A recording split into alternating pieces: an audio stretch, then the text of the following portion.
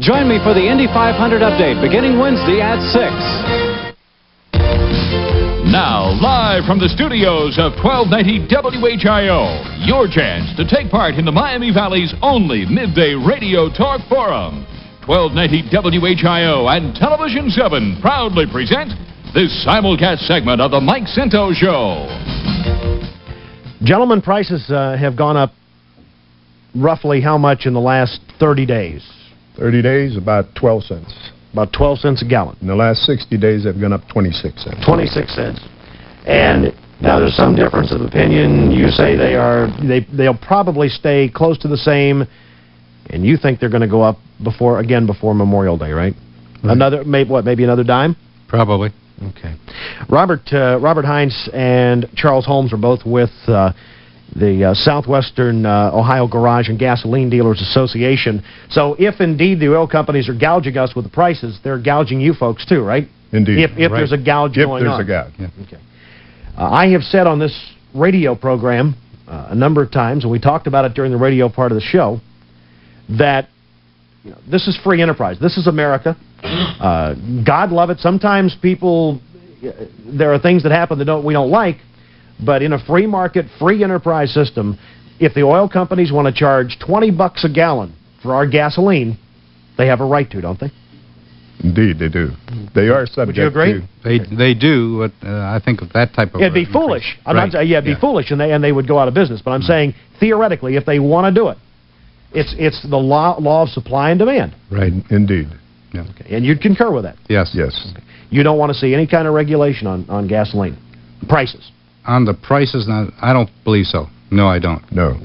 Okay. Why not? Here's Joe Consumer out here who drives the car and who wants to make sure he's got 2 cars, 3 cars.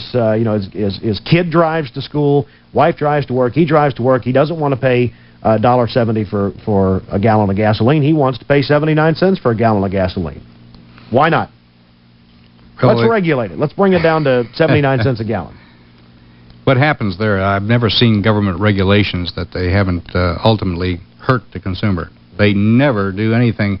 It's always for the consumer, but they invariably end up hurting them.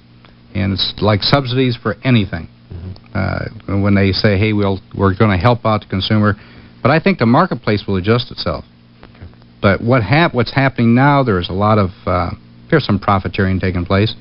There's also a lot of other factors. The Reed vapor factor, that's costing more to produce a gallon of product, gasoline, than what it used to. That's becoming more and more evident in the eastern states, in New Jersey, New York, around in there, and that's going to be translating down to us too. On the West Coast, the Valdez situation caused some profiteering to be taking place there. Some marketers bought refined product. But it's legal. It's legal profiteering. Absolutely legal. And if I want to get a tank and put it in my backyard and it's big enough and I want to sell it back to the oil companies, it's legal. You can do that. Well, with the futures market, you can do it just on paper. Too, Mike. Sure. And what's wrong with that? I mean, aren't we in America though? If you start a business, you both own a service station. Yes, sir. You're in there to make money, aren't you? Absolutely. Best dollar you can make. Absolutely. You're a bad businessman if you don't. Absolutely. So how can we yell at the oil companies? I don't think we can, really. Okay. You're not mad at them at all? Oh, I'm mad at them for their timing. Yeah. Timing was lousy. One thing, if they really need this amount of money, if it's really justified by the cost of petroleum, then it should have happened over a gradual period of time because the cost of the crude oil didn't go up instantly. It took time to go up. But you know what? As long as we're still going to the pumps, as long as we're still paying the dollar, I think you said $1.07 is the average around here for unleaded regular, $1.07 or $8.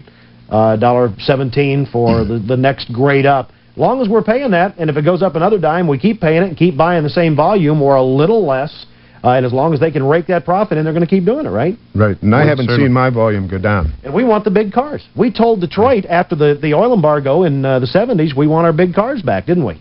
Indeed. Right. So who's to blame? We are, aren't we? It comes down to the motor. It gets back to the consumer. Right. That's right. Demand has gone up over the last 6 or 7 years after bottoming out probably in 81, and that's when the prices were the lowest, about 81. We have had higher prices than we have right now, incidentally. Prices have been probably a dime higher than they are currently. Are the oil companies giving us the shaft, or are they just doing good business? Are they doing what we do in our businesses?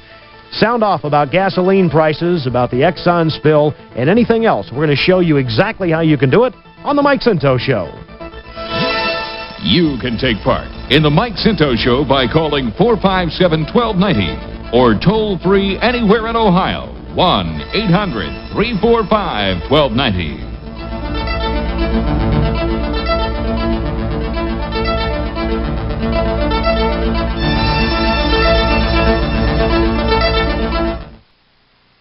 Our guests in studio are Chuck Holmes, the president of the Southwestern Ohio Garage and Gasoline Dealers Association of Dayton, Ohio, and Robert Hines, executive director of that same organization.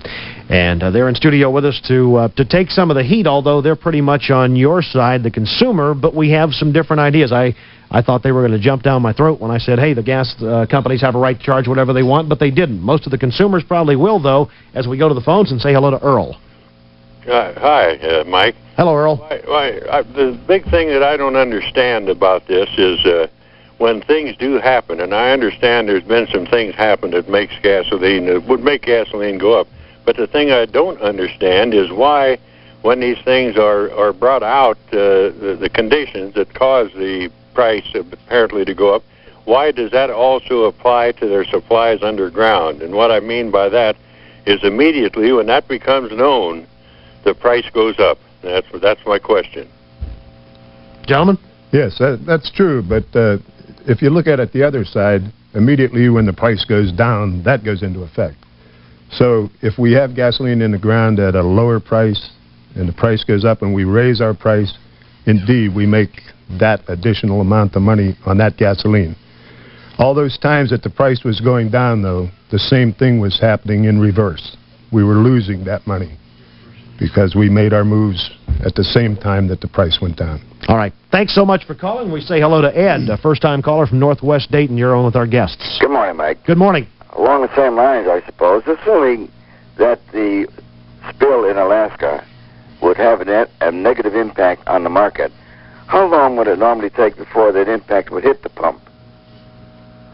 Normally, how long would what happened in Alaska? 6 weeks, if you're talking about an increase in oil prices, would normally take about 6 weeks. But this was a news happening here. It was not. This was speculation. Well, it was fear. It got people afraid, got people investing in the futures market, saying, okay, the price is going to go up and we'll buy it, and it does force it up. Hey, Ed, one of the things we've been saying is that the oil companies don't need a reason. I mean, we're here debating whether that was a good reason to raise the prices or not.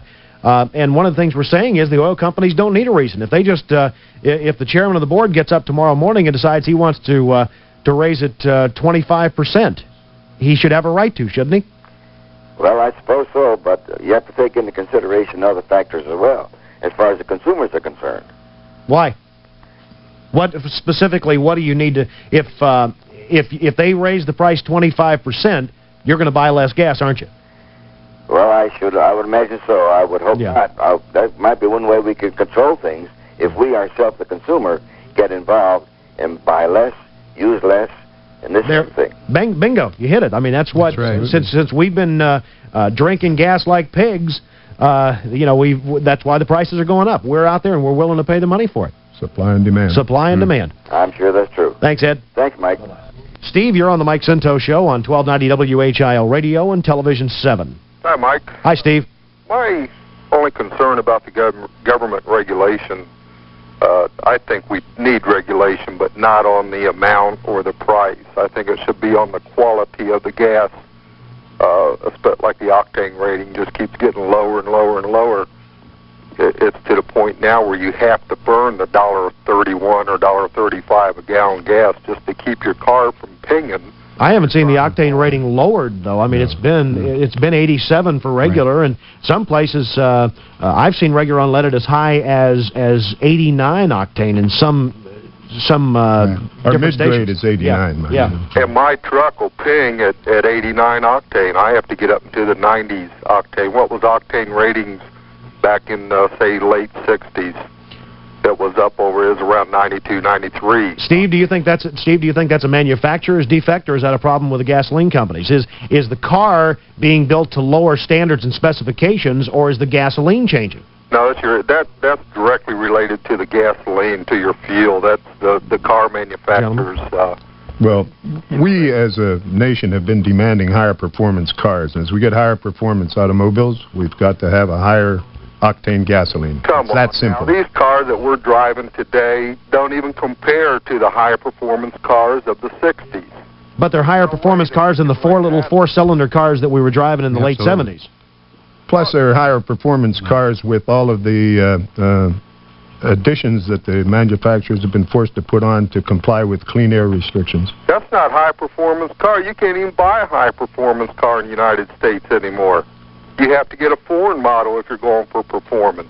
Well, we've got quite a few foreign models here, too, when you get down to it. All right. Steve, I've got to run, but thanks for calling. Bye-bye. We're going to a cellular phone, a man who's out on the move right now, in fact. Bill, hello. Yeah, how you doing? Doing fantastic, thank you. You're not watching us on TV while you're driving, are you?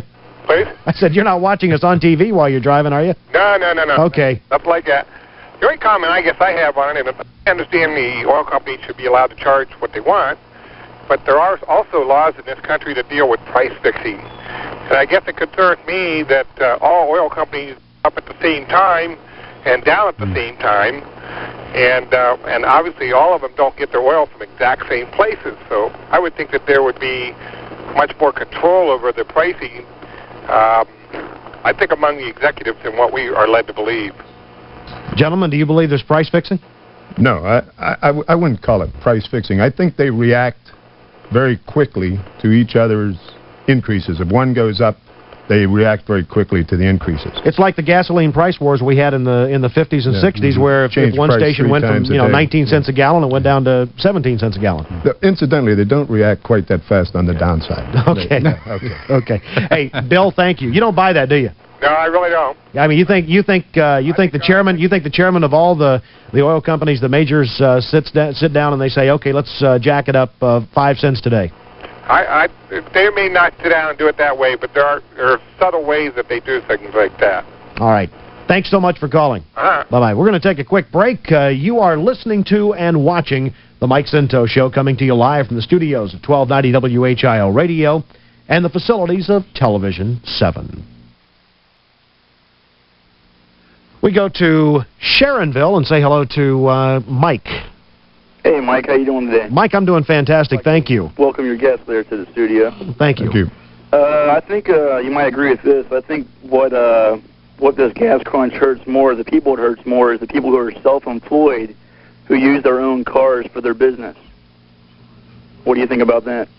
Oh, I have no question about it. You know, as far as ever since this gas crunch has gone up, hell, I'm spending anywhere from $40 to $50 more a week in gas because I drive anywhere from 2,000 to 3,000 miles a week. Okay, you've identified the problem. What's the solution? Or is there a solution? Well, I think there's more profiteering taking place than I think the public sees. Because I can be in Ohio and I can see the gas prices. Like I buy the medium grade brand that's running around anywhere from $1.17 to $1.21 around here in Dayton. Mm-hmm. And I can go into Illinois or say up in, believe it or not, like in Illinois, it's in the upper 90s for the same grade of gasoline. And I don't know, you all know where the Pennsylvania Turnpike is, don't you? Yeah. Up there in Pennsylvania. It's in Pennsylvania, isn't it? The gas prices to be a lot more expensive on a turnpike, but believe it or not, Mike, they're 13 cents less than they are here. Who's profiteering? Who's doing all the profiting? Is it the dealers in those states? Or is it the oil companies deciding that they're going to charge more where they can, or what? Well, what's going on is the oil companies are passing along an increase to the dealers, and the dealers are doubling that increase to us.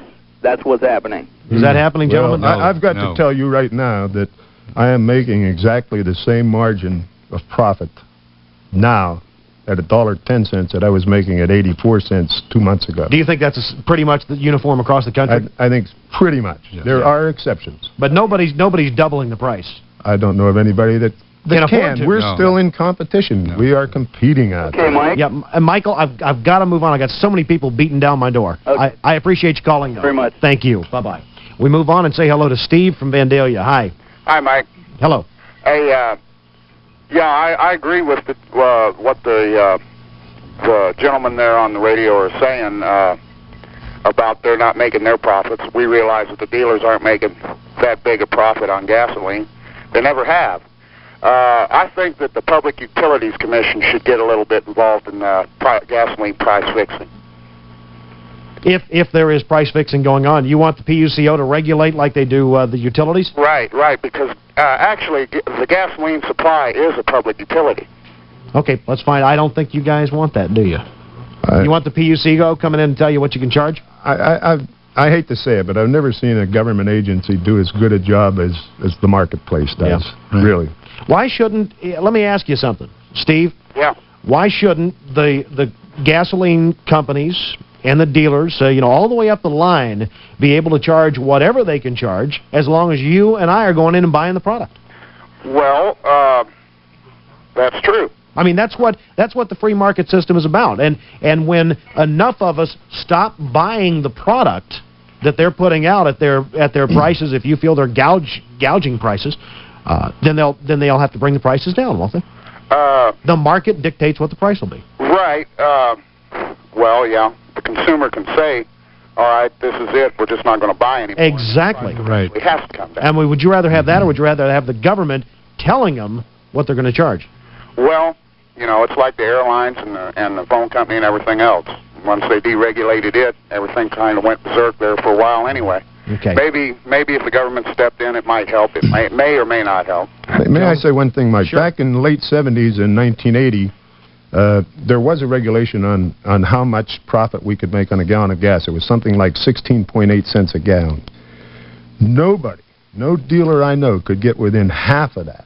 Yeah. The government said you couldn't make more than that. My God, we'd have loved to make that. All right. Thanks for calling, Steve. Before we go back to the phones, just a quick note that we are going to be talking about this subject again in our noon hour. We'll hear some taped comments from the first segment of the show with our guests. So if you got in late on this, we're going to be talking about it on the radio at noon today. So don't go anywhere. We say hello to Jack from Kettering. Hi. Hi, Mike. How are you? Doing fantastic. Thank you. Well, good. Well, Mike, I'd just like to make a comment. I feel that there should definitely be price controls. It seemed like most of the callers are saying that they didn't think there should be. Well, it's sort of a mixed reaction. Why do you think there should be? Isn't that going against everything this country represents in the free market system? Well, I don't know. I'm a Democrat, which I guess is kind of a rarity in southern Ohio anyway. But a normal Democrat, yeah, that's a rarity. But anyhow, I feel on something like gasoline, especially, that you have to have. Like, I'm a salesman, and I put in about 700-800 miles a week on a car. I know the other gentleman called and said he put about 2,000, which he's got to be a truck driver. Mm-hmm. But anyway, if you have to have a product, and you're getting ripped off so badly by the oil companies, and I'm not blaming the dealers. I know it's not their fault. But there has to be something that is going to bring this price down to some reasonable figure. There is. It's the consumer, as we've been saying, gentlemen. Absolutely. It's the consumer buying less. Well, I know that. I know you're saying that, and that would work normally. But if it's a product that you need, that really doesn't work, because you got to have it. If you don't have it, you're going to be in trouble. You're going to lose your job or whatever. Let me ask you something very quickly. Would you concede, and we have to take a break, but would you concede that there are more people are driving more cars and bigger cars today than they were 10 years ago? That people have that second car now, whereas maybe they didn't before for the convenience of it, and the car engines on the average are bigger and get less mileage. Again, the mileage restrictions on miles per gallon have EPA restrictions have not been enforced. So you've got gas guzzlers out there, and the people are guzzling the gas as well. Well, yeah, I'll agree with that. Yeah, there is a lot more bigger cars running around than there were a few years back. But there again, that's a whole other subject. But you got the problem of safety. I would much rather have my daughter, for instance, running around in a big car than I would some little tiny Sprint or whatever that, if she gets hit in it, she's probably going to be dead real fast. Well, my daughter won't drive till she's 30, so it doesn't matter. Thanks for calling. We do have to take a break or we're going to be in trouble. Thanks so much. Bye-bye. You are listening to and watching The Mike Scinto Show on 1290 WHIO Radio and Television 7. Tomorrow in this segment, we're going to be talking to some parents of some students in Auglaize County How would you feel if your children were being taught by an allegedly abusive teacher and there were nothing you could do about it? We're going to be talking to some parents who are going through that in Auglaize County tomorrow. And coming up in our next hour, Montgomery County is saying on the radio, Montgomery County is saying that, well, you can't smoke anywhere in county buildings now. They're pushing smokers farther and farther away. How do you feel about it? It's coming up in our next hour. We say hello to Martin from Butler Township. Hi. Hello, Martin. Are you there? All right, let's try Brad. Hi. Hi. You got a real quick comment or question? Yeah, I have to dispute your contention that the gasoline is a free market. It is not. It's a monopoly, and if you don't like the prices, you can't go elsewhere or use an alternative fuel. In that respect, being a monopoly, it should be regulated. Gentlemen? I mean, there are alternate fuels. There are alternate things. You can walk. You can obviously. walk. You can ride a horse. I live in Springfield, and we have more people in automobiles. Move closer to your job. States. You can move closer to your job, can't you? Find me a home there, and I'll do that. No, it's your job. That's not ours. No, I'm serious. People before cars, people manage to get to work every day. Yeah, but there are fewer alternate transportation systems available. Now, even the RTA doesn't cover it. I used to live in Brookville and work at the Dayton Airport. If I could have ridden the bus, I would have, but there were no connections to get me to work on time. We've been sold on automobiles. Yeah. We are a nation of automobiles. But you know what they did?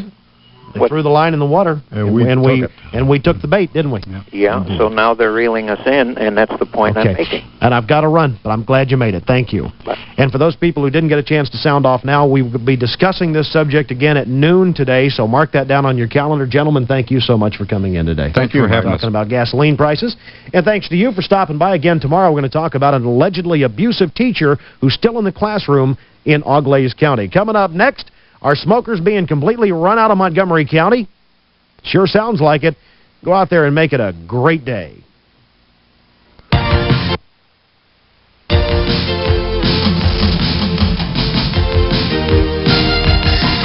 This simulcast segment of the Mike Scinto Show was a presentation of 1290 WHIO Radio and Television 7. Join us tomorrow morning for another exciting guest and conversation. The Mike Scinto Show can be heard weekdays from 9 till 1 on AM 1290 WHIO.